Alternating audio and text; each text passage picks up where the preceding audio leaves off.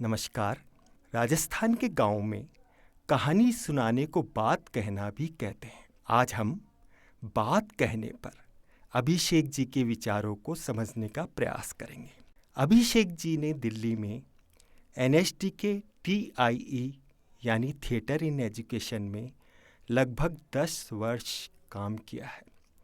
बच्चों के लिए नाटक करना व नाटक के माध्यम से सीखने सिखाने के अवसर बनाना इन्हें प्रभावी काम लगता है। अभिषेक जी बड़ों के लिए भी नाटक का निर्देशन करते हैं। इनके द्वारा निर्देशित कई नाटक मशहूर हैं, जैसे कि हटमाला के उस पार, गगन दा मामा बाजो आदि। अभिषेक जी आजकल थिएटर इन एजुकेशन की गतिविधियां अजीम प्रेमजी फाउंडेशन के साथ और इनसे बातचीत कर रहे हैं अनुरंजन। शुक्रिया।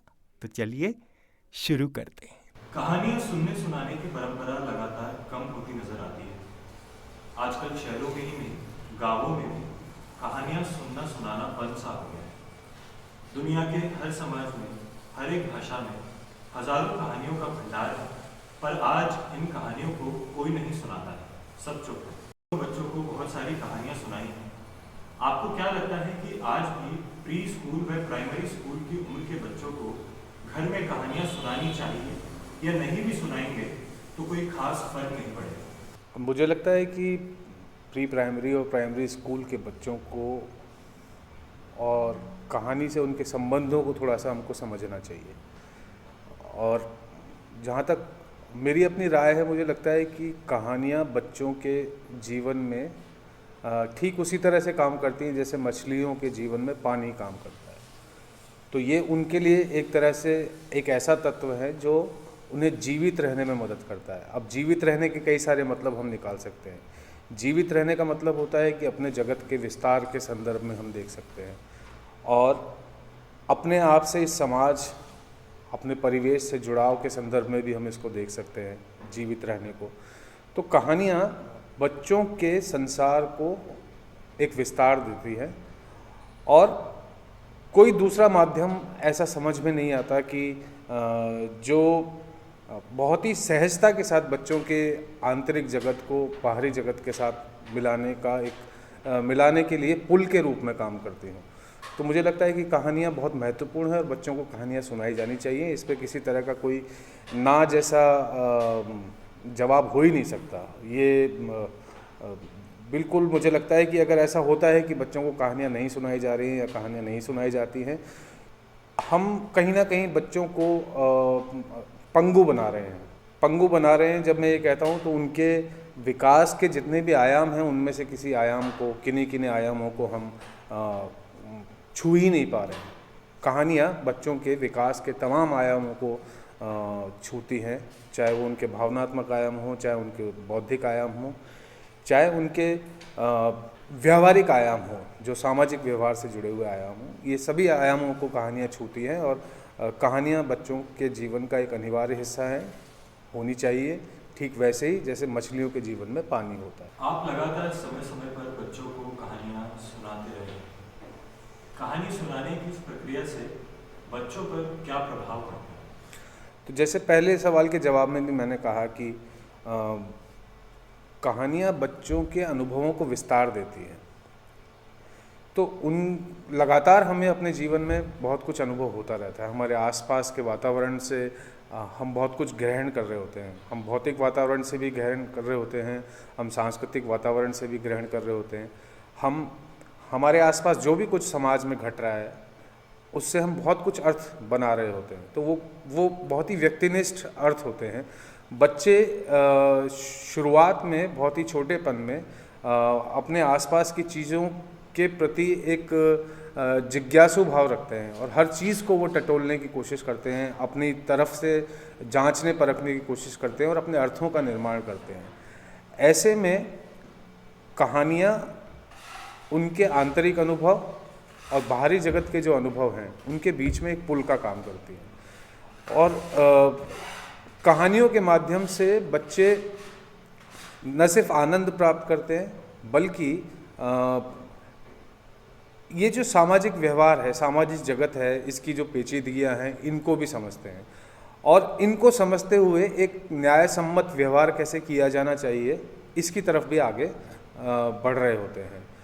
वो बच्चों को संवेदनशील भी बनाती हैं, कहानियाँ संवेदनशील भी बनाती हैं, क्योंकि कहानियों के अंदर ये ताकत होती है कि कहानियों के माध्यम से बच्चे दूसरे चरित्रों और परिस्थितियों में जाकर अपने आप को देखने की कोशिश करते हैं। इस प्रक्रिया में क्या होता है कि हमारे भीतर एक समानुभूति पैदा होती है कि इस चरित्र को इस परिस्थिति में यदि इस तरह का दुख हो रहा है या इस तरह की खुशी हो रही है, तो कहानियाँ बच्चों को वो प्लेटफॉर्म प्रोवाइड करती हैं कि वो उन चरित्रों की जगह अपने आप को रख कर देख रहे होते हैं, और रख कर देखते हुए हमारी जो सामाजिक परिस्थितियां हैं या चरित्रों की विभिन्न भावनात्मक परिस्थितियां हैं या उनके निर्णय लेने की जो क्षमताएं हैं उनके साथ वो जुड़ जाते हैं और एक समानुभूति का भाव पैदा करती हैं। तो इससे बच्चे संवेदनशील बनते हैं।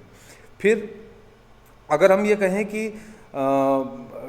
कहानियाँ बच्चों के सामने समाज की, अपने आसपास की उन जटिलताओं को सामने लेकर आती हैं और उन जटिलताओं से निपटने के लिए स्वतः ही निर्णय लेने को बाध्य करती हैं कि आप नैतिक स्तर पर किस तरह के निर्णय लोगे इन परिस्थितियों में। क्योंकि कहानियों में वो ताकत है, हमने कहा कि हम दूसरे चरित्रों के जूतों में अपना पैर डालकर देख सकते हैं, और बच्चे ऐसा करते हैं। जब कोई भी कहानी उन्हें सुनाई जाती है तो वो किसी चरित्र से एसोसिएट करते हैं अपने आप को, और एसोसिएट करने के बाद उस चरित्र के साथ जो परिस्थितियाँ घट रही हैं, जो विकट परिस्थितियाँ घट रही हैं, जो जटिल परिस्थितियाँ घट रही हैं, उन जटिल परिस्थितियों में वो क्या नैतिक निर्णय लेंगे। तो कहानियों के लिए हम ये कह सकते हैं कि बच्चे कहानियों के माध्यम से अपने जीवन के तमाम नैतिक निर्णयों को लेना सीखते हैं। ये दूसरा एक एंगल इसका है। इसी बात से मेरे को एक प्रश्न आ रहा है कि बच्चे अपने जीवन की वो जटिलताओं को आइडेंटिफाई कर पाते हैं और फिर कहानी सुनकर, किसी कहानी से प्रेरित होकर क्या वो उस जटिलता से निकल पाते हैं? तो ऐसा होता होगा? अगर हम ये कहें कि जटिलता से निकल पाना या जटिलताओं को चिन्हित कर पाना, हो सकता है कि बहुत छोटे छुटपन में या बहुत छोटे बच्चों के साथ जटिलताएं जटिलताओं के रूप में ना आती हों, उनके लिए किसी एक सामान्य गतिविधि की तरह सामने आती हो कि मतलब बहुत सारी चीज़ें होती हैं। बच्चे जटिलता कब आती है सामने? जटिलता तब आती है सामने जबकि कोई मानदंड हमारे सामने होता है। जीवन को जीने का किसी खास किस्म का एक मानदंड हमारे सामने होता है, और उन मानदंडों के बरक्स जो भी कुछ घटनाक्रम समाज में घट रहा है या हमारे साथ घट रहा है, वो उसके विरोधाभास में जब आता है तब जटिलताएं पैदा होती हैं। तो हो सकता है कि शुरुआत में, बचपन में, बहुत छोटे में, ये कह सकते हैं कि 4-5 साल की उम्र तक हो सकता है कि बच्चे जटिलताओं को जटिलता के रूप में ना देख रहे हों, लेकिन ग्रेजुअली धीरे धीरे जब हम अपने आसपास के व्यवहार से, आसपास के जगत से इंटरैक्ट करते हैं, तो हमें जटिलताएं चिन्हित होने लगती हैं, और कहानियाँ वहाँ पर ऐसे में उन जटिलताओं को चिन्हित करने में मदद करती हैं, और चिन्हित करने के बाद निर्णय लेने के लिए मजबूर करती हैं या निर्णय लेने के लिए प्रेरित करती हैं, नैतिक निर्णय लेने के लिए प्रेरित करती हैं। क्योंकि बच्चे ये समझने लगते हैं कि किसी भी विकट परिस्थिति में नैतिक निर्णय लेने का तार्किक आधार क्या है, हमें क्यों नैतिक निर्णय लेने हैं हमेशा अपने जीवन में, हर जगह पर नैतिक निर्णय क्यों लेने हैं। अब ये अलग बात है कि अलग अलग समाजों में, अलग अलग सभ्यताओं में, इतिहास में नैतिकताओं के मानदंड अलग अलग रहे हैं, नैतिकताओं के मतलब अलग अलग रहे हैं। आज की तारीख में अगर हम देखें तो आज की नैतिकता लोकतांत्रिक नैतिकता होगी, जो समता, समानता और न्याय जैसे मूल्यों पर टिकी हुई है। हो सकता है कि आज से पहले पुराने समाजों में समता, समानता, न्याय जैसे मूल्य नैतिकता के दायरे में ना आते हों, और नैतिकता का संचालन किसी प्रभुत्व वर्ग से ही होता हो।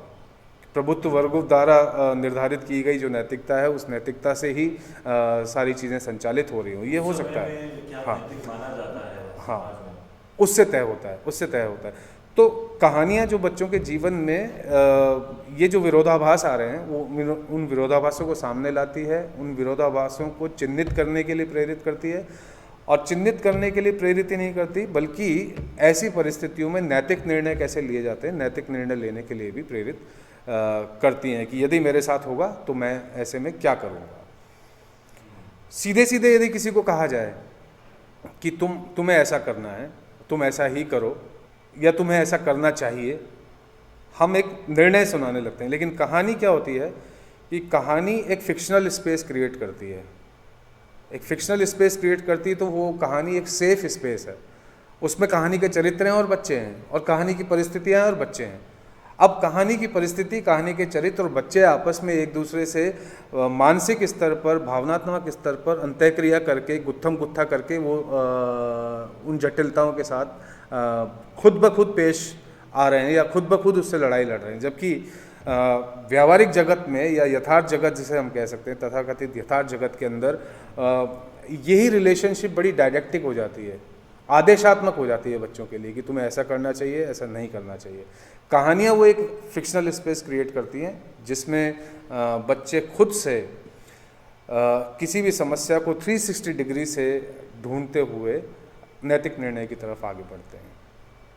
तो सर, एक तो कहानियाँ होती है जो एकदम यथार्थ है, उसमें कैरेक्टर्स भी बिल्कुल एकदम रियलिस्टिक है, और कुछ कहानियाँ हैं जो एकदम काल्पनिक है, फिक्शन है, जो शायद इस दुनिया की ही नहीं है। वो इस तरह से पेश की गई है कि एक दुनिया थी या दुनिया है और उसमें ऐसा ऐसा होता है। तो इन दोनों कहानियों में किस तरह का फर्क है और वो कैसे बच्चों से वो संवाद बनाती होंगी जो बिल्कुल काल्पनिक है? जैसे मोटे तौर पर अगर देखे जाए तो दो तरह की कहानियों की हम बात कर सकते हैं बच्चों के संदर्भ में। एक तो जिसे हम परिकथात्मक कहानी कहेंगे या फैंटेसी कहेंगे, और दूसरी कहानी जिसे हम रियलिस्टिक कहानी कहेंगे। और दोनों ही तरह की कहानियाँ बहुत महत्वपूर्ण हैं बच्चों के लिए। इसमें थोड़ा सा ये क्या है कि स्कूल्स का फ़र्क है कि एक स्कूल ये मानता है कि बच्चों को जिसे हम बचपन कहते हैं 16 साल की उम्र तक, जो डिफाइंड बचपन है एकेडमिकली, है ना, तो वो 16 साल की उम्र तक बच्चों को बहुत ही यथार्थवादी अनुभव दिए जाने चाहिए उनके विकास के लिए, उनके सीखने के लिए, उनकी शिक्षा के लिए। जब हमारी मान्यता इस पे है कि बहुत यथार्थवादी अनुभव होने चाहिए, तो ये बात कहानियों पे भी लागू होती है। तो एक स्कूल है बहुत बड़ा, वो ये मानता है कि बच्चों को यथार्थवादी कहानियाँ सुनाई जानी चाहिए। दूसरा स्कूल है वो इसके बरक्स ये बात कहता है कि यथार्थवादी जो परिस्थितियाँ हैं वो तो बच्चे आम जीवन में उससे वाकिफ़ होते ही रहते हैं। इसलिए बच्चों को कहानियाँ ऐसी सुनाई जानी चाहिए जो उनकी स्ट्रक्चर्ड जो थिंकिंग है उस स्ट्रक्चर्ड थिंकिंग को तोड़े और नए स्ट्रक्चर्स गढ़ने में मदद करे। तो वो स्कूल कंप्लीटली परिकथात्मक या फैंटेसी या इमेजिनेटिव स्टोरीज़ की एडवोकेसी करता है कि बच्चों को इस तरह के अनुभव दिए जाने चाहिए कहानी विधा के माध्यम से या कहानी शिक्षण के माध्यम से। और मुझे व्यक्तिगत रूप से लगता है कि दोनों ही तरह के अनुभव बच्चों को होने चाहिए। बहुत छोटे बच्चों की बात करते हैं तो उनकी अपनी विकास की अलग अलग अवस्थाएं होती हैं, और हम ये देखते हैं कि बच्चे शुरुआत में ठोस अनुभवों से बहुत ज़्यादा सीखते हैं, यथार्थवादी अनुभवों से बहुत ज़्यादा सीखते हैं, और ग्रेजुअली उनके विकास के क्रम में हम ये देखते हैं कि उनकी अमूर्त जो चिंतन है वो बढ़ता जाता है और वो एब्स्ट्रैक्शन की तरफ आगे बढ़ रहे हैं। बहुत सारे शिक्षा शास्त्री ये मानते हैं कि शुरुआत में बच्चों को बहुत यथार्थवादी कहानी सुनाई जानी चाहिए और बहुत यथार्थवादी अनुभव उनको दिए जाने चाहिए। उन यथार्थवादी अनुभवों से खुद ब खुद बच्चों के सामने प्रश्न खड़े होते हैं कि कोई भी इम्प्रेशन हमारे ऊपर आता है कहानियों के माध्यम से, तो वो इम्प्रेशन अपने आप में नए सवाल लेकर आता है। फिर दूसरा इम्प्रेशन आता है, तीसरा इम्प्रेशन आता है, चौथा इम्प्रेशन आता है। अलग अलग तरह के बहुत सारे इम्प्रेशंस हम गैदर करते हैं अपने सामाजिक जगत से, अपने भौतिक जगत से, सांस्कृतिक जगत से और कहानियों के संसार से भी, और इन इम्प्रेशन से अपने अर्थ बना रहे होते हैं हम। तो एक स्कूल कहता है कि बहुत ही ठोस और यथार्थवादी कहानियाँ होनी चाहिए अपने आसपास की, जिसमें उनके परिवार के चरित्र हो सकते हैं, अपने पड़ोस के चरित्र हो सकते हैं, अपने उनके अनुभव का जो दायरा है, उनके अनुभव के दायरे में से आने वाली परिस्थितियाँ होनी चाहिए और उनके अनुभव के दायरों में से आने वाले चरित्र उनके सामने आने चाहिए, और ताकि वो एक संबंध, पहले एक चीज़ से एक ठोस संबंध को समझ पाएँ, और ठोस संबंध को समझने के बाद वो अमूर्तन की तरफ आगे बढ़ते हैं। ऐसे में फिर ये इम्पोर्टेंस हो जाता है कि जो अब तक अनुभवों के माध्यम से हमारी थिंकिंग जो स्ट्रक्चर्ड हुई है, उस स्ट्रक्चर्ड थिंकिंग को तोड़ा जा सके और थिंकिंग को भी अलग अलग तरीके से एक्सरसाइज किया जा सके। तो ये माना जाता है कि अमूर्त चिंतन जब बच्चों का शुरू होता है या एब्स्ट्रैक्शन में वो सोचने लगते हैं, ऐसे में उनको शायद फैंटेसीज, इमेजिनेटिव स्टोरीज़ या इमेजिनेशन को एक्सरसाइज करने के लिए जो मटेरियल कहानियों के माध्यम से उपलब्ध हो सकता है वो प्रोवाइड किया जाना चाहिए। तो ये दो मोटे मोटे स्कूल्स हैं, वो इस तरह से सोचते हैं, और इसका आधार यही है कि शुरुआत के अनुभव जो होते हैं वो बहुत ठोस अनुभव बच्चों को दिए जाने चाहिए, और आगे जाके वो अमूर्त चिंतन की तरफ बढ़ सकते हैं। हमारे आसपास की कहानियाँ, उनसे शायद हमारा परिचय पहले होना चाहिए, ना कि हम बहुत दूर कहीं जाकर वहाँ का कुछ समझ रहे हैं।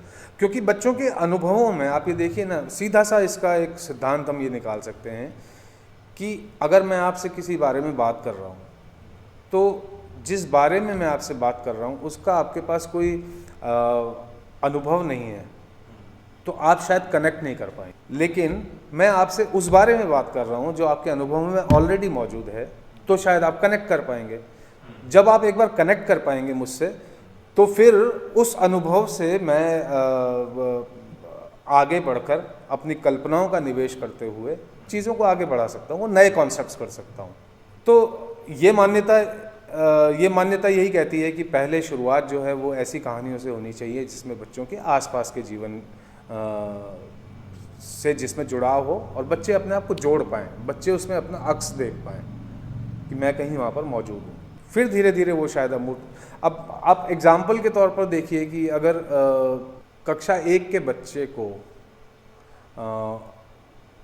हम कोई एक ऐसी कहानी जो उसके अनुभव में एग्जिस्ट ही नहीं करती, और ना उसने कभी अपनी आंखों से कोई चीज़ देखी है, और सिर्फ शब्द जाल है, और ऐसे शब्द हैं उसमें जो कभी सुने ही नहीं। मसलन मान लीजिए कि जुपिटर। अब जुपिटर शब्द का मैं इस्तेमाल जब आपको अपनी कहानी में कर रहा हूँ, तो जुपिटर शब्द की आपके पास कोई इमेज नहीं है, तो इमेज का होना बहुत इंपॉर्टेंट है। और ग्रेजुअली जैसे जैसे बच्चे बढ़ते हैं, उनका अनुभव का दायरा बढ़ता है, शिक्षा भी उसमें शामिल होती है, तो बच्चे फिर अलग अलग तरह के कॉन्सेप्ट से वाकिफ़ होने लगते हैं, और जब अलग अलग तरह के कॉन्सेप्ट से वाकिफ़ होने लगते हैं, तब वो फैंटेसी स्टोरीज़ और इस तरह की जो परिकल्पनाओं वाली जो कहानी है उनका इस्तेमाल या उनको किया जा सकता है। एक सर बात ये निकल के आई थी कि पहले जिस तरह की कहानी होती थी तो वहाँ पे नैतिकता एक अलग होती थी। आज के समय में नैतिक के प्रमाण कुछ अलग हैं। तो आज के समय में जो कहानियाँ लिखी जा रही है या लिखी जानी चाहिए, वो आज के समय को बताए, या आज जिस तरह की नैतिकता की जरूरत है, या क्योंकि अब डेमोक्रेसी है, तो उस तरह की कहानियाँ होनी चाहिए, सुनाई जानी चाहिए। हाँ बिल्कुल। एक तो लार्जर सोसाइटी में अब ये मान लिया गया है कि लोकतांत्रिक मूल्य बहुत महत्वपूर्ण मूल्य हैं, और लोकतंत्र को सबसे महत्वपूर्ण एक सामाजिक व्यवस्था, एक राजनीतिक व्यवस्था के तौर पर पूरी दुनिया में स्वीकार कर लिया गया है। देखिए, इसमें दो चीज़ें हैं कि कहानियाँ सिर्फ मूल्यों का ही सृजन नहीं करती, कहानियाँ और भी बहुत सारे काम एक साथ कर रही होती हैं। तो जब हम ये सोचने लगते हैं कि कहानी सिर्फ मूल्यों का निर्माण करने के लिए सुनाई जानी चाहिए बच्चों को, तो हम बहुत रिड्यूस करके कहानियों की ताकत को देख रहे हैं, और इसीलिए क्या शिक्षा मिलती है, हाँ क्या शिक्षा मिलती है, या क्या सीखा आपने, या इसमें कौन सी बात मूल्यवान है, इस तरह की बात करके हम ख़त्म कर देते हैं उसको ना। और मतलब कोई बड़ी बात नहीं है कि वो बात कम्युनिकेट हुई भी हो या नहीं हो, और वो मूल्य पैदा हुआ भी हो या नहीं हो बच्चों के मन में। ये हमेशा इस तरह की जब मूल्य आधारित कहानियों की बात करते हैं हम, या मूल्य को सिखाने के लिए कहानियों की बात करने लगते हैं, तो हम बहुत सीमित संदर्भों में कहानियों को देख रहे होते हैं। जबकि कहानियाँ सुनते हुए बच्चों की कल्पनाशीलता का विकास होता है, वो बहुत इम्पोर्टेंट है। कि बच्चे कोई भी परिस्थिति जो कहानी के अंदर आ रही है, उस कहानी की परिस्थिति से संबंधित एक इमेज अपने दिमाग में बनाते हैं, और वो इमेज बनाना जो है वो इमेजिनेशन का एक बुनियादी एलिमेंट है। चित्र बनाते हैं, छवि बनाते हैं हम। तो जब छवि बनाते हैं तो वो इमेजिनेशन को एक्सरसाइज करने का मौका देती हैं कहानियाँ, और फिर सिर्फ छवि बनाने से लेकर आगे वो कॉन्सेप्ट्स बनते हैं, और कॉन्सेप्ट्स बनते हैं तो वो एक कॉन्सेप्ट से दूसरे कॉन्सेप्ट्स के इंटरेक्शन के साथ फिर नए कॉन्सेप्ट्स बनते हैं। तो ये मनुष्य की क्रिएटिविटी का एक आधार बनती है। और एक मनुष्य के तौर पर जो मटेरियल हमें कहानियों के माध्यम से मिल रहा है, और उसको हम अपनी इमेजिनेशन को निवेश करते हुए कई सारी अवधारणाएं बना रहे हैं, वो अवधारणाएं दरअसल हमारी क्रिएटिविटी को कंट्रीब्यूट करती हैं। तो कहानी सुनने से बच्चों की कल्पनाशीलता का विकास होता है, उनकी इमेजिनेशन का विकास होता है, और उनकी क्रिएटिविटी का विकास होता है। उनकी क्रिएटिविटी को कैटर करती हैं। बच्चे अनुमान लगाना सीखते हैं, इसमें अंदाज़ा लगाना सीखते हैं कि अब क्या होगा। कहानियाँ ये मोटिवेशन देती हैं कि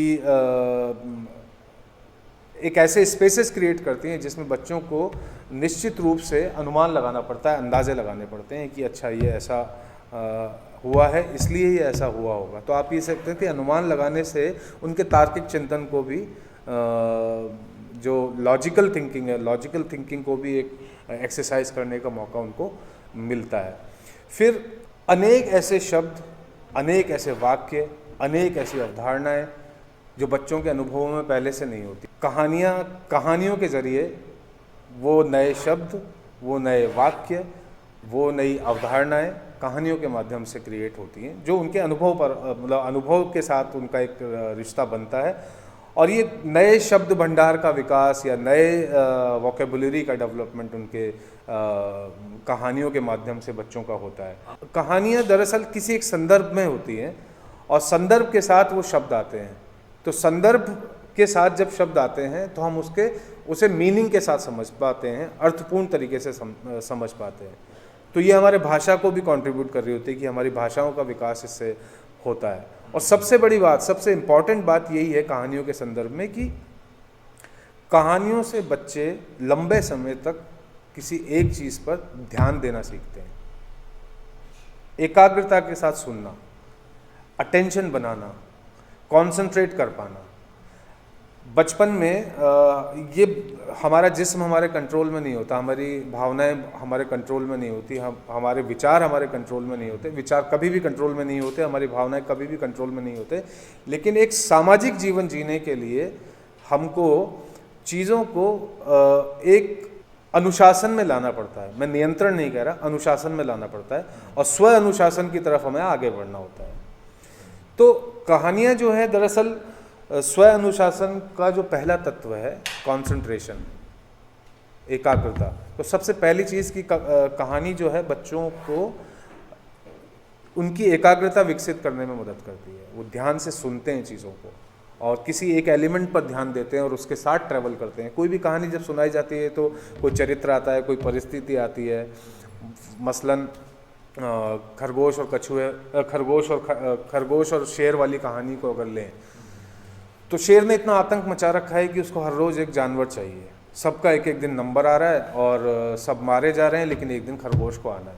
बच्चे यहाँ पर खरगोश के साथ ट्रैवल कर रहे हैं कि अब खरगोश क्या करेगा, खुद के साथ एसोसिएट कर रहे हैं कि अगर मैं हूँगा तो क्या करूँगा। तो वहाँ जब किसी कैरेक्टर के साथ ट्रैवल कर रहे हैं तो आप ये देखिए कि उसको लगातार कितने उस कैरेक्टर के साथ ध्यान देना होगा, और सिर्फ कैरेक्टर के साथ ही ध्यान नहीं देना होगा, कैरेक्टर के इर्द गिर्द आसपास क्या घट रहा है उस पर भी ध्यान देना पड़ेगा। और ये खुद ब खुद आपको एक रणनीति बनाने में, मानसिक रूप से चीज़ों को चिन्हित करने में, मैपिंग करने में, समस्या की मैपिंग करने में, ये सब कौशल कहानी अपने आप यूं ही देती जा रही हैं। वो ध्यान केंद्रित करने की के लिए एक मटेरियल भी प्रोवाइड आपको करती हैं कि ध्यान आप केंद्रित कर, क्रमबद्धता में चीज़ों को देखना, स्टेप्स में देखना कि पहले ये हुआ, फिर ये हुआ, फिर ये हुआ, फिर ये हुआ, और एक लॉजिकल कनेक्शन उनके बीच में बनाना। जीवन में हमको बहुत सारे काम करने होते हैं और उन कामों को करने के लिए हमें क्रम बनाने पड़ते हैं बार बार। तो कहानियाँ बहुत सहज ही बच्चों को चीज़ों को क्रमबद्धता में देखने का एक अवसर प्रदान करती हैं, याद रखने का, स्मृति में रखने का एक अवसर प्रदान करती है। जिस तरह से कहानी सुनाई जा रही है, कहानियों के अंदर जो तत्व आ रहे हैं, उसकी जब हम इमेज बनाते हैं तो वो हमारे अनुभव का हिस्सा बन जाती है। भाई मुंशी प्रेमचंद की कहानी हामिद हमने तो नहीं देखी, लेकिन हामिद का चित्र आज हमारे सबके जहन में है। खरगोश और कछुए की कहानी हमने यथार्थ में तो नहीं देखी, लेकिन उस खरगोश, उस कछुए, उस शेर और वो कुआं जिसमें वो गिरता है और नीचे एक जो शेर है, ये छवियां कहाँ से बनी हमारे दिमाग में, और ये कैसे हमारे अनुभव का हिस्सा बन गई। तो कहानी हमारे अनुभव का हिस्सा बन जाती है, हमारी मेमोरी का हिस्सा बन जाती है, हमारे स्मरण का हिस्सा बन जाती है। यथार्थ और कल्पना एक तरह से मिलते हुए से, कोई भी कल्पना यथार्थ तत्वों के बिना नहीं हो सकती। यथार्थ के ही डिफरेंट एलिमेंट को जब हम असेंबल करते हैं तो वो कल्पना का रूप ले लेती है। अब जैसे हम उदाहरण के तौर पर बात करें तो उड़ने वाला घोड़ा, उड़ने वाला घोड़ा तो नहीं होता यथार्थ में, लेकिन यहाँ होता है उड़ने वाला घोड़ा। तो उड़ने का कॉन्सेप्ट है हमारे पास, घोड़े का कॉन्सेप्ट है हमारे पास। तो चिड़िया से हमने उड़ने का कॉन्सेप्ट लिया, घोड़े से हमने घोड़े का कॉन्सेप्ट लिया और उड़ने वाले घोड़े का एक कॉन्सेप्ट बना दिया।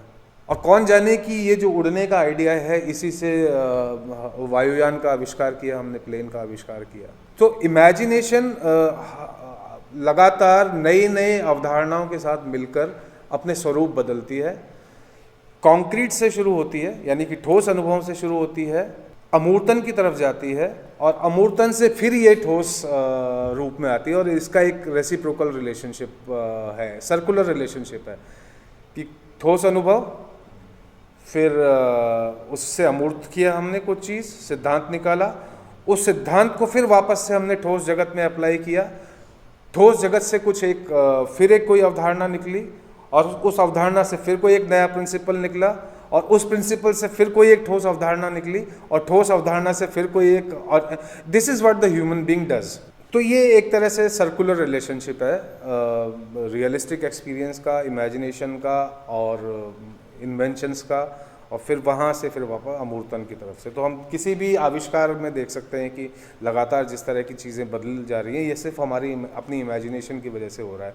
कहानियाँ मूल रूप से हमारी इमेजिनेशन को, हमारी जो कॉग्निटिव फंक्शंस हैं, इनको बहुत मदद करती है। कल्पना से ही ये जन्म ले रहे हैं, आविष्कार है, बिल्कुल बिल्कुल, नए तरह के रिश्ते हैं, प्रकृति से भी जुड़ाव है। विशुद्ध काल्पनिक कुछ भी नहीं होता है। कल्पना में जो भी कुछ आ रहा है उसके सारे तत्व यथार्थ से आ रहे हैं। जो घोड़े और उड़ने वाले घोड़े की हमने बात की, रोमांच भी है इसमें। बिल्कुल, हम किस रूप में चीज़ों को असेंबल करते हैं, ये बहुत इम्पोर्टेंट है ना। इस आइडिया को इस आइडिया के साथ मिला दो, मतलब ये हो सकता है कि सामाजिक जीवन में ये असंगत लगे कि यार किस चीज़ को किस चीज़ के साथ मिलाया जा रहा है, लेकिन बच्चे अपने बचपन में ऐसी चीज़ें बहुत सारी करते हैं। पॉलिश की डिब्बिया उनके लिए गाड़ी, ट्रक का टायर हो सकती है, गाड़ी होती है, और उनके लिए वो बहुत रियलिस्टिक है उस समय। बड़ों के लिए हो सकता है कि वो लगे क्या ये फालतू का खेल है। बच्चे अपनी भाषाई गफलत में शुरुआत में बोलते हैं बाबा उड़ गए, बाबा उड़ गए, तो उड़ने का कुछ कॉन्सेप्ट उसके पास है और बाबा का कॉन्सेप्ट उसके पास है। ये करेक्शन नहीं हुआ है अभी, लेकिन इमेजिनेशन की जो दुनिया है, पूरी इमेजिनेशन की जो एक्सरसाइज है वो लगातार कर रहे हैं। और कहानियाँ ऐसे तत्व देती है बच्चों के कि उनको एक कॉन्फिडेंस मिलता है कि अपनी इमेजिनेशन को एक्सरसाइज करें और उसको सपोर्ट मिलता है, दरअसल उनकी इमेजिनेशन को सपोर्ट मिलता है कहानियों से। सर फीलिंग्स पे भी कुछ असर पड़ता होगा कि कहानियों से नए तरह के रिश्ते या एक नई तरह की फीलिंग जो अभी तक शायद महसूस नहीं की या की होगी पर उसे उस तरह से समझ नहीं पाए होंगे, देख नहीं पाए होंगे। बिल्कुल असर पड़ता है। और अगर देखें, जैसे मैं अपने अनुभवों से बात करूं तो प्रेमचंद की कहानी ईदगाह की ही बात करें, और ये मैंने किसी पाठ्य पुस्तक में नहीं पढ़ी थी ये कहानी पहले। आपको यकीन नहीं होगा कि ये कहानी मेरे को मेरी दादा और दादी ने सुनाई थी, मौखिक सुनाई थी। मैंने ना तो ये मुंशी प्रेमचंद की किताब से पढ़ी है, ना मेरी पाठ्य पुस्तक से पढ़ी है, लेकिन जिस तरह से उन्होंने इस कहानी को सुनाया, और हामिद के पास जब ये मौका आता है कि वो मेले में अपने दोस्तों के साथ गया है और सब दोस्तों के पास उससे ज़्यादा पैसे हैं, वो मिठाइयाँ खा रहे हैं, वो खिलौने खा रहे हैं, खिलौने ख़रीद रहे हैं, वो मज़े कर रहे हैं। कोई भी आम बच्चा पैसे मिलने पर जो मज़े करेगा मेले जाने से खरीदेगा, वो खरीद रहे हैं। ऐसे में अनएक्सपेक्टेडली हामिद चिमटा खरीद लेता है, और वहाँ उसको ये फीलिंग ट्रिगर करती है कि मेरी दादी के हाथ जल जाते हैं। आप देखिए कि ये कितनी सेंसरी फीलिंग है। तवे से रोटियाँ जब पकड़ी जाती है तो हाथ जल जाते हैं। तो ये जो सेंसरी फीलिंग है, ये सेंसरी फीलिंग मेरे दादा दादी जब कहानी सुनाते थे तो वो सेंसरी फीलिंग मेरे अंदर थी, मेरे अनुभवों में थी कि मैंने घर में तवा देखा है, या मेरी माँ जलना क्या होता है इसको अनुभव किया है। तो जलने को मैंने अनुभव किया है, इसलिए मैं उस कहानी के साथ, और जो जिस तरीके से वो सुनाई गई है, इस सब का जो संयोग हो रहा है, ये संयोग मेरे अंदर एक संवेदनशीलता पैदा करता है, ये संवेदना पैदा करता है, फीलिंग पैदा करता है। बाद में ये मेरे विचार में आता है कि इसे हम त्याग कहते हैं। ये एक बौद्धिक रूप से हम परिभाषित करने लगते हैं कि ये त्याग है, ये जीवटता है, ये और भी बहुत कुछ इसका नाम दे देते हैं हम उसको। तो ये बौद्धिकता से फिर उसको नाम देते हैं, लेकिन पहले कहानियाँ में फीलिंग के तौर पर चीज़ें आती हैं, और सेंसरी जो हमारे अनुभव हैं, सेंसरी अनुभवों के साथ जुड़ती हैं, अफेक्टिव डोमेन में वर्क करती हैं, फिर उसके बाद कॉग्निटिव डोमेन में आती हैं, और फिर हम ये कुछ लाइफ के लिए कुछ प्रिंसिपल गढ़ते हैं, कुछ सिद्धांत करते हैं, और वो अमूर्तन की तरफ जाते हैं। तो जैसे आपने जब ये कहानी सुनी और आपने कुछ महसूस किया, तो उसके बाद में जो रियल जिंदगी के अब जो आपके रिश्ते हैं, जैसे दादी से, उसमें भी कुछ बिल्कुल बदलाव आता है। देखिए, इसका दावा नहीं किया जा सकता, दावा इस सेंस में नहीं किया जा सकता है कि आप कहानी सुनाएंगे और बच्चों में बदलाव आ जाएगा, और नापने का भी कोई पैरामीटर नहीं है। लेकिन हम सिर्फ संभावनाओं की बात कर सकते हैं, सिर्फ संभावनाओं की बात कर सकते हैं। तो ऐसे गाए बगाए जब मौके हमारे जीवन में भी आते हैं, जहाँ पर आप ये देखते हो कि किस चीज़ को आपको वैल्यू करना है किस समय, और उस वैल्यू करने के पीछे आपकी संवेदनशीलता का क्या आधार है, तो ये कहानी आपको ऐसे निर्णय लेने में मदद करती है, बहुत मदद करती है। मैं ये नहीं कहता कि आप कहानी सुनाएंगे और रातों रात बदल जाएंगे, लेकिन ये जब आपको अनुभव बचपन में मिले हुए होते हैं, तो आपकी संवेदनशीलता, आपकी नैतिकता, आपके जो आदर्श मूल्य, इनको बनाए रखने में, इनके साथ जीवन जीने में आपको बड़ी मदद करती हैं कहानियाँ। तो कहानी सुनने सुनाने का सिलसिला भी एक लंबा प्रोसेस चलता रहना चाहिए, तो ऐसा नहीं कि एक बार कुछ सुना दिया। नहीं, बिल्कुल होना चाहिए। और घर में भी अगर हम देखें कि जैसे आपने वो जो बात की थी ना, मछली और पानी वाले की इतनी ज़रूरत है, बिल्कुल हर रोज़ की एक नीड है। बिल्कुल। अभी तो समाज में क्या हो रहा है ना कि बात करने का स्पेस नहीं है, बात करने का टाइम नहीं है लोगों के पास। और आप ये देखिए कि एक समय था जब कहानी को बात कहा जाता था, बात, आज इनकी बात सुनेंगे, आज उनकी बात सुनेंगे, आज उनकी बात सुनेंगे, और लोग बात करते थे। बातारी फुलवाड़ी है, तो वो कहानी की फुलवाड़ी नहीं उन्होंने कहा है, उसको बातारी फुलवाड़ी कहा है। तो इसका मतलब ये है कि सांस्कृतिक रूप से हम कहानियों के संसार में रहते आए हैं, लेकिन आधुनिक समय की जो ज़रूरतें हैं मनुष्यों की, उसके रहते हम एक दूसरे से दूर हो रहे हैं। जब दूर हो रहे हैं भौतिक रूप से, तो हमारे परिवार के अंदर भी उसका असर आ रहा है, हमारे समुदाय में भी उसका असर आ रहा है, शिक्षा व्यवस्था में भी उसका असर आ रहा है। आज के समय में तो और भी विकट स्थिति है। ये जो पूरा कोरोना काल है, इस कोरोना काल में तो हम एक दूसरे के करीब उस तरह से आ ही नहीं सकते, और प्रॉक्सिमिटी सबसे इम्पॉर्टेंट एलिमेंट है। टेक्नोलॉजी के ज़रिए एक वर्चुअल एक्सपीरियंस तो क्रिएट किया जा सकता है, लेकिन वार्मथ क्रिएट नहीं की जा सकती। एक इंसान, दो इंसान के बीच में एक इंसान और दूसरा इंसान जब बात करते हैं, एक दूसरे के साथ आमने सामने खड़े होते हैं, नज़र मिलाते हैं और एक दूसरे के फेशियल एक्सप्रेशन को नोटिस करते हैं और सहमति बनाते हैं, असहमति बनाते हैं, नेगोशिएट करते हैं, तो ये जो वार्मथ क्रिएट होती है इस दौरान, ये वार्मथ टेक्नोलॉजी से क्रिएट नहीं की जा सकती। और कहानी के लिए वार्मथ होना बहुत ज़रूरी है। ये वार्मथ बहुत कुछ सिखाती है। ये वार्मथ से ही बहुत सारी चीज़ें मनुष्य के तौर पर हमको मिलती हैं। तो स्कूलों में कंपल्सरीली कहानियाँ, सभी टीचर्स को बहुत सारी कहानियों का भंडार उनके पास होना चाहिए। और ये दुर्भाग्य हमारे देश का कि बहुत ही रेयरली आपको ऐसे टीचर्स देखने को मिलेंगे जो कहानियों के ज़रिए बच्चों को सिखाते हों, या सिर्फ कहानी कहते ही हों। सिखाने की बात ही छोड़ो, आनंद एक बहुत बड़ी चीज़ होती है ना, कि बच्चों को आनंदित किया, वो भी शायद नहीं करते हैं। और सिमिलर चीज़ें अब घर में भी होती जा रही हैं। कहानियाँ, ये माने कि कहानियाँ ही ना हो तो किस तरह का समाज? कहानियाँ नहीं है तो समाज नहीं है। हम सब अब कहानियों में ही जी रहे हैं। हम सबकी अपनी अपनी कहानियाँ हैं, इनकी अपनी कहानियाँ हैं। ये रोज़ एक कहानी लेकर घर से निकलते हैं और एक कहानी लेकर घर पहुंचते हैं वापस। मशीन नहीं है। हर वक्त हमारे यहाँ पर कुछ ना कुछ नई नई कहानियाँ बनती रहती हैं। कहानियाँ साहित्य नहीं होती, कहानियाँ अलग होती है। साहित्य एक अलग बात है, साहित्यिक विधा होना, कहानी एक साहित्यिक विधा के तौर पर होना एक बात है, और कहानियाँ जीवन में होना ये दूसरी बात है। हम सब की अपनी अपनी कहानियाँ हैं। हमारे अंदर हर वक्त एक कहानी चलती रहती है। हम एक कहानी लेकर घर से निकलते हैं और एक कहानी लेकर घर वापस पहुँचते हैं। हम कहानियों के संसार में रहते हैं। हमारी कहानी एक दूसरे की कहानियों से टकराती भी है और मिल भी जाती है। कभी कभी आपकी मेरी कहानी मिल जाती है, कभी कभी आपकी मेरी कहानी टकरा जाती है। और इस तरह की कहानियों को लिखते रहना भी बड़ा ज़रूरी है आगे के लोगों के लिए। बिल्कुल। राइटर शायद इसीलिए कुछ देखते हैं। हाँ, क्योंकि लिखने का जब से आविष्कार हुआ है उसके बाद तो लिखित, मौखिक से लिखित परंपरा में हम सब लोग आ गए हैं। और अब तो इसीलिए पढ़ना लिखना आज के समाजों में ज़रूरी है, ताकि हम पीछे की, आगे की, हमारे समय की सब बातों को जान पाएँ, सब कहानियों को जान पाएँ।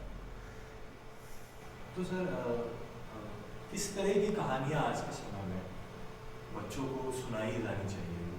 वो चुनाव कैसे किया जाए कि ये कहानी या ये एज ग्रुप है, इस उम्र के बच्चे हैं तो ये कहानी होनी चाहिए? मुझे लगता है कि इसमें किसी भी तरह का कोई परहेज़ नहीं होना चाहिए कि बच्चों को किस तरह की कहानी सुनाई जाए।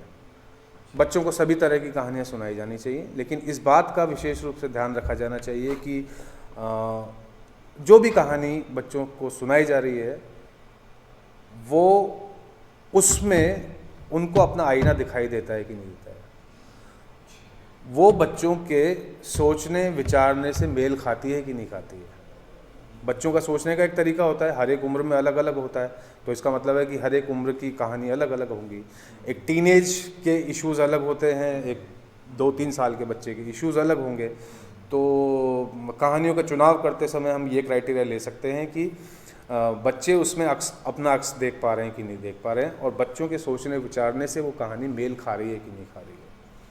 और फिर इंस्ट्रूमेंटल रूप में अगर हम देखें कि कहानियों का इंस्ट्रूमेंटल यूज़ हमको करना है, तो इसमें वही जो शिक्षा सीखने वाली बातें उसमें है कि नहीं है। उसे कहानी सुनाने के तरीके पे अगर बात करें कि कहानी सुनाने का तरीका क्या हो, या आपका खुद का क्या तरीका है, या क्या क्या तरीके हो सकते हैं अलग अलग तरीके से, जिससे बच्चों में भी है ना वो इंटरेस्ट एक जागे कहानी के लिए? एक तो ये उद्देश्य से ही तय होता है कि बच्चों को कहानी सुनाने का तरीका क्या होगा। तो अगर आपका उद्देश्य है कि बच्चों, कोई उद्देश्य नहीं है और बस हमको तो उस मज़े करने, कहानी सुन के मज़े करने, गप्पे लड़ानी है, आनंद की अनुभूति हमको देनी है, तो वो कहानी सुनाने का अलग तरीका होगा। और हम ये चाहते हैं कि बच्चे उस कहानी के माध्यम से तार्किक चिंतन करना सीखें। तो हो सकता है कि उस कहानी को सुनाते वक्त आप ऐसे कुछ पॉइंट्स तय करें कि जिन पॉइंट्स पर ठहर कर आप बच्चों से बातचीत करेंगे और कहानी के इतर जाकर भी बातचीत करेंगे, तो फिर आपका तरीका बदल जाएगा। फिर आप रुकेंगे, शायद कहानी पे बीच में रुके और फिर आपने कुछ बातचीत करी और फिर आगे बढ़ गए। तीसरा तरीका सिंपली एक रीडिंग का तरीका भी हो सकता है कि आप सिंपली कहानी पढ़ रहे हैं और बच्चे खुद ब खुद अपने अर्थ बना रहे हैं। तो यहाँ आपका उद्देश्य हो गया कि आप पढ़ेंगे और पढ़कर बच्चे समझ पाते हैं कि नहीं समझ पाते हैं, अपने मीनिंग बना पाते हैं कि नहीं बना पाते हैं, इसको आप देख रहे हैं। तो आप फिर इस तरह का तरीका ले सकते हैं। सर, रुककर बातचीत करने से क्या मतलब है कि क्या हम बातचीत कर सकते हैं? तो जैसे अगर हम कहें, या जैसे खरगोश और शेर और खरगोश वाली जो कहानी है, उस कहानी में जिस दिन खरगोश का नंबर आ गया और आज उसको जाना है, यहाँ अभी उसके साथ जीवन मरण का प्रश्न सामने आ गया है।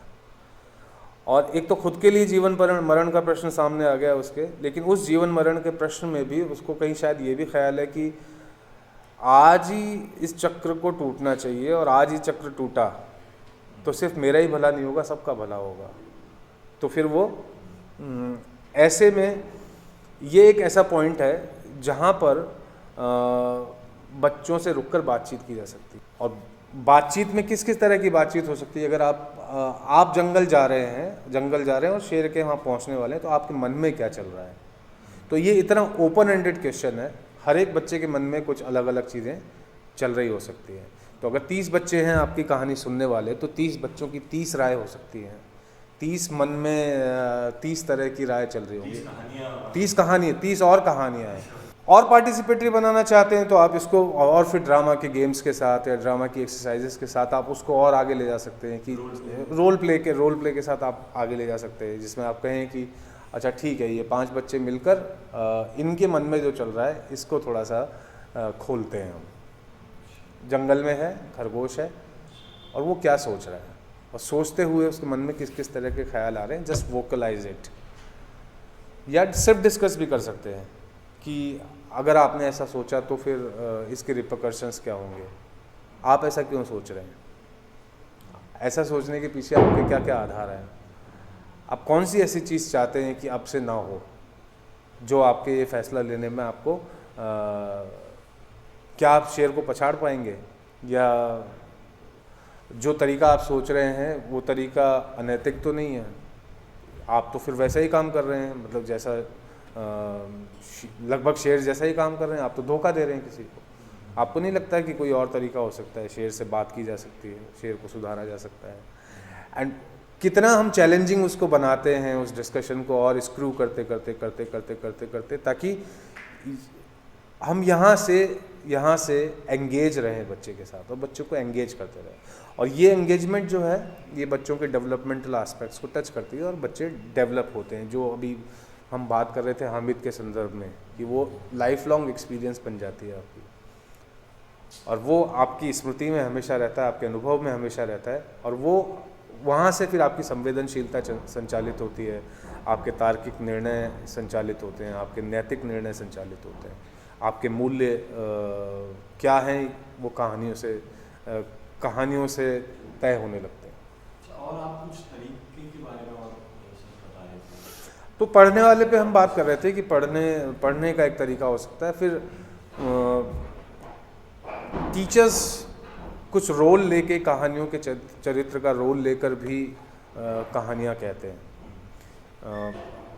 उदाहरण के लिए अगर हम बात करें कि पंचतंत्र की कहानी में ब्राह्मण वाली कहानी है, तो ब्राह्मण का जो द्वंद्व है, उस द्वंद्व की स्थिति को प्ले किया और बच्चों से पूछा कि अब इस ब्राह्मण को कहाँ जाना चाहिए, कौन सी दिशा में जाना चाहिए। तो कहानी तो ये कहती है कि महाजन जिस तरफ गए उसी तरफ जाना चाहिए, मगर हो सकता है कि बच्चे कुछ और बोले हैं। तो ये एक मौका है, तो टीचर रोल में आके सर्टेन द्वंद्व को बच्चों के सामने रख सकता है और पार्टिसिपेटरी बना सकता है। ये कुछ तरीके इस तरह के हैं। कभी कैरेक्टर बनता है, कभी वो सूत्रधार बन सकता है, कैरेक्टर बन सकता है, सूत्रधार बन सकता है। जैसे ये पूरा जो ड्रामा इन एजुकेशन का डिस्कोर्स है, पूरे ड्रामा इन एजुकेशन के डिस्कोर्स में टीचर इन रोल करके एक डिवाइस होती है। तो टीचर इन रोल में दरअसल आप कैरेक्टर को लेते हैं, किसी सिचुएशन को लेते हैं, उस सिचुएशन में वो कैरेक्टर है, किसी डिलेमा में है, और जो ऑडियंस है या जो स्पेक्टेक्टर है वो फिर आपकी डिसीजन मेकिंग में आपको मदद करती है, या आप हॉट सीट करते हैं। तो रोल स्विच करके वो टीचर भी बन जाता है, रोल स्विच करके वो किसी कहानी का कैरेक्टर भी बन जाता है। ये खाली एक ऑपरेशनल मसला है कि आप, क्योंकि जब क्लास में आप कर रहे हैं तो टीचर की आइडेंटिटी भी है आपकी, और रोल जो ले रहे हैं उस कैरेक्टर की आइडेंटिटी भी है, तो उसके बीच में स्विच करके आप इधर उधर होके और आप बच्चों को और एंगेजिंग तरीके से शामिल कर सकते हैं उसमें। एक बार सर आप कुछ पपेट्स के बारे में भी हाँ, वो दरअसल इसी मतलब अभी इस दौरान, पेंडेमिक के दौरान बहुत सारी क्या करें ये देखने को मिला। तो स्टोरी टेलिंग के बहुत सारे वीडियोस देखने को मिले जिस पे टेबल पर कहानियाँ कही जा रही थी। टीचर्स, बहुत अच्छे टीचर्स थे, कहानियाँ कहते हैं, और वो ग्लो पपेट्स का इस्तेमाल करते हैं कैमरे पे रिकॉर्ड करके, और बहुत सारे कैरेक्टर्स को बना के, और वो पूरे टेबल का इस्तेमाल करते हैं। टेबल इज़ लाइक स्टेज, और उस पर पूरी कहानी कहते हैं। तो ये एक अपने आप में एक तरीका है, जो एक डिजिटल मोड जब से आया है पेंडेमिक के दौरान, तो उसमें बड़ा क्रिएटिव इस्तेमाल उन्होंने किया है उसका, कि हम डिस्टेंट स्पेस पर होते हुए भी बहुत क्रिएटिव काम कर सकते हैं। उसमें भी कल्पना कितनी काम कर रही है कि आपने अगर एक पेन को ही एक कैरेक्टर बना दिया, तो पेन को कैरेक्टर बना दिया, आपके थंब एक कैरेक्टर हैं, आपके फिंगर्स एक कैरेक्टर हैं, आपने ग्लोव्स पहन लिए तो ये और कैरेक्टर्स बन सकते हैं। तो ये 10 उंगलियां आपके 10 कैरेक्टर की तरह काम कर सकती हैं। फिर आपका वॉइस मॉड्यूलेशन है, ये बहुत सारी चीज़ें उसके अंदर पूरा स्कोप है, और ऐसा लोगों ने किया है, बहुत बेहतरीन काम कर रहे हैं ये। आपको कहानी सुनाना कैसा लगता है आपको? कहानी सुनाना अच्छा लगता है। कहानी सुनाना अपने आप में एक चुनौतीपूर्ण काम भी है, बहुत चुनौतीपूर्ण काम है, क्योंकि आपने तो कहानी याद कर ली या आप उस कहानी को जी भी रहे हैं, लेकिन जब आप कहानी सुना रहे हैं या उसको जीते हुए दिखा रहे हैं, तो क्या सिर्फ आप अपने ही सुख के लिए ऐसा कर रहे हैं, या अपने ही तक तो नहीं रह जा रहे हैं। सबसे इम्पॉर्टेंट बात होती है कि जो आप कर रहे हैं वो पहुंच रहा है कि नहीं पहुंच रहा है, सामने वाले तक पहुंच रहा है कि नहीं पहुंच रहा है, और पहुंच रहा है तो क्या पहुंच रहा है। तो मुझे कहानी सुनाते हुए हाथों हाथ जो फीडबैक मिलता है ऑडियंस से, वो बहुत इम्पॉर्टेंट लगता है।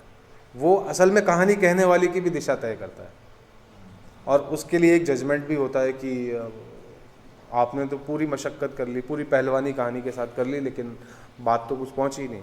और कभी कभी हो सकता है कि आप कोई पहलवानी ना करें, और छोटी सी बात आपने की और वो बहुत अपील कर गई, कम्युनिकेट कर गई, और वहाँ से आपने बहुत सारी चीज़ें आगे निकाली। सुनाने वाले ने भी उस कहानी में क्या देखा, उसे क्या अच्छा लगा, क्या नहीं लगा, क्यों लगा, ये बहुत इंपॉर्टेंट है, क्योंकि उसका एक लाइन ऑफ डायरेक्शन तो उसमें बनता ही है कि आप किस चीज़ को इन्वेस्टिगेट करते हैं, आपको कहानी में क्या अपील करता है, या सिर्फ कहानी आप टेक्निकली कह ही रहे हैं।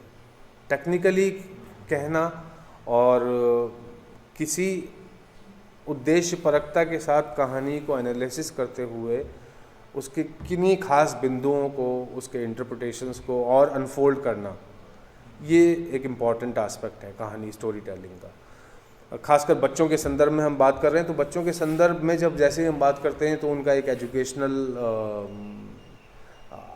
पहलू उसके साथ जुड़ जाता है, और बच्चों की एजुकेशन में कहानियों के इस्तेमाल की बहुत बात ज़्यादातर होती है। कोई आखिरी बात सर, आप अगर कुछ कहना चाहते हैं या कुछ छूट गया है? आखिरी बात वही बात, मुझे लगता है कि कहानियों और बच्चों का संबंध ठीक वैसा ही संबंध है जो मछली और पानी का संबंध है। और जैसे पानी के बिना मछली ज़िंदा नहीं रह सकती, बच्चे भी कहानियों के बिना ज़िंदा नहीं रह सकते।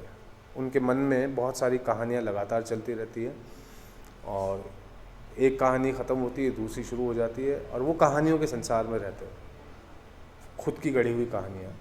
ऐसे में जो ऐतिहासिक कहानियाँ हैं या कहानी एक विधा के तौर पर जब हम बात करते हैं तो वो उनके अंदर की कहानियों को बाहर की कहानियों से जोड़ने का एक पुल बन जाती है। ये एक बहुत महत्वपूर्ण बात मुझे लगती है और इसको पानी की तरह देखा जाना चाहिए। जैसे मछलियों के लिए पानी ज़रूरी होता है, वैसे ही बच्चों के लिए कहानियाँ ज़रूरी हैं। Thank you sir. Thank you.